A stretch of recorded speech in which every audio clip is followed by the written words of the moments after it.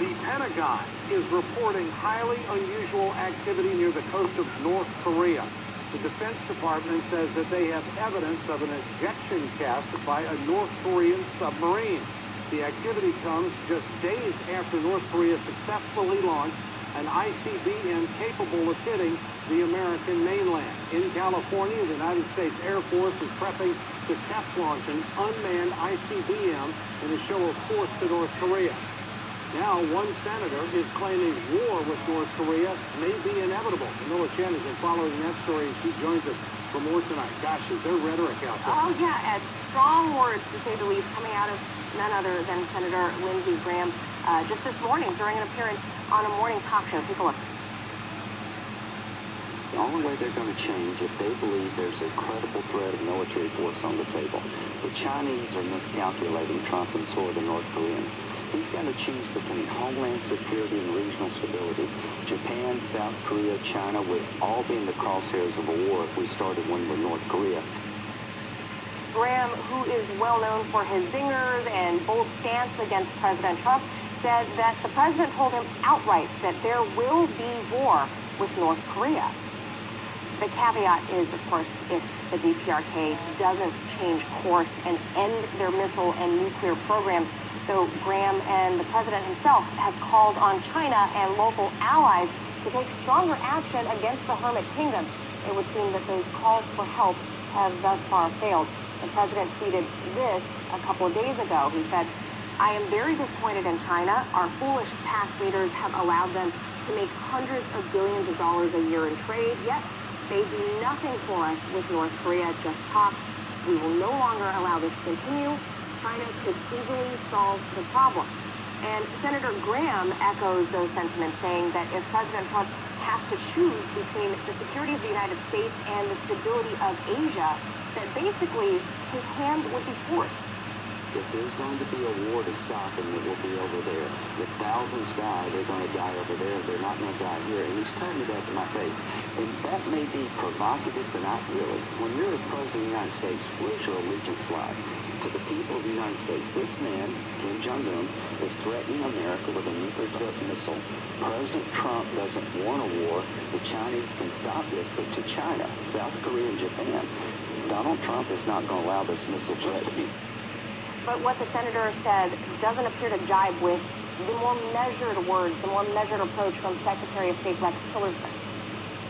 We initiated a sustained and continued intensified campaign on what I like to call peaceful pressure, because the options available to us, I think, as all of you well understand, are limited, and particularly if we think we are operating under a short period of time. So we felt the appropriate thing to do first was to seek peaceful pressure on the regime in North Korea, to have them develop a willingness to sit and talk with us and others, but with an understanding that a condition of those talks is there is no future where North Korea holds nuclear weapons or the ability to deliver those nuclear weapons to anyone in the region, much less to the homeland. So you saw there, Ed, Rex Tillerson, much more measured. And we heard earlier from the president's harshest critic, possibly, Lindsey Graham. He minced no words that it sounds like another Korean war is in the offing. Ominous words from a senior statesman of his level. His words leaving many Americans very nervous, as you might imagine. Well, the Secretary of State did say he's dealing with a short period of time. That doesn't sound very good. Not good. Let's go to Jack Rice tonight, former CIA agent. He can tell us more about this. Jack, your response to Senator Graham's comments about war, was it reckless or it was just the absolute truth of what we're dealing with here? Well, it's petrifying, Ed. I mean, in the end, here's what we've got. We've got more than 10 million people in Seoul, 35 miles from the DMZ. We have more than 25 million people in the Seoul metro area. And the fact is if there is war, there will not be thousands of people who will die. There will be tens, potentially hundreds of thousands. So let's be clear about the numbers if we're going to go down that path. And yeah, scary. Jack, what about U.S. intelligence, military intelligence, the submarine activity?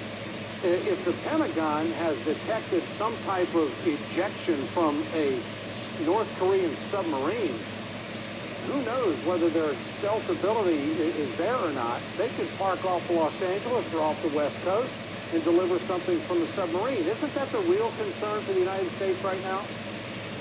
without question. Remember, when we're talking about a nuclear weapon, this is a two-stage piece. What you need is the nuclear weapon itself, and you need the delivery system. If you could actually have a launching space that's just off the West Coast, you could literally hit any city in America. And that really is the legitimate point that has to be addressed here, and what that means to what Kim is actually doing in North Korea right now. What does your gut tell you, your background tell you about how much we really know about North Korea other than seeing these increased efficiency in these tests that they continue to take? Well, Ed, here's what we really know at this point. We're looking at least a dozen nuclear devices that they have. Are any of those small enough to actually put them on the end of a missile right now? Probably not. Is the delivery system close? Yes. We've seen at least 2 tests within the last 30 days. We've seen some dozen tests since February, more than 18 different missiles since February. That's more than his father and grandfather combined. So, I mean, we know the threat's out there. We know that it's building, and we know, frankly, that it's going to get worse. The real question is, if we blink, if we push back, if we turn this into a war, what will a cornered Kim do? And well, I just said at the beginning of this, we have 25 million people within 35 miles of that border. This could be a massive annihilation like we have never seen in the history of the world, and that's a fact. Well, what if the United States were to hit North Korea with such incredible force they wouldn't be able to respond? Is that a possibility? No, and it really isn't, because you can't take out the entire country. Even if you took out the capital, what you're seeing is the moving around of the weapons themselves, and so you can't take out all of them, which means they would fire this. Well, let's be clear. What Kim will do is this is a guy who's looking at survival at this point. That's why he sees us. He sees us as an international fear and an internal fear. He's fighting both of those, and I can tell you, I think what will happen here is he has no intention of dying alone. So if he's going to go down, he's going to take as many people with him, and we need to know that. That's part of the calculus. All right, Jack Rice, great to have you with us tonight, Jack. Thanks so much.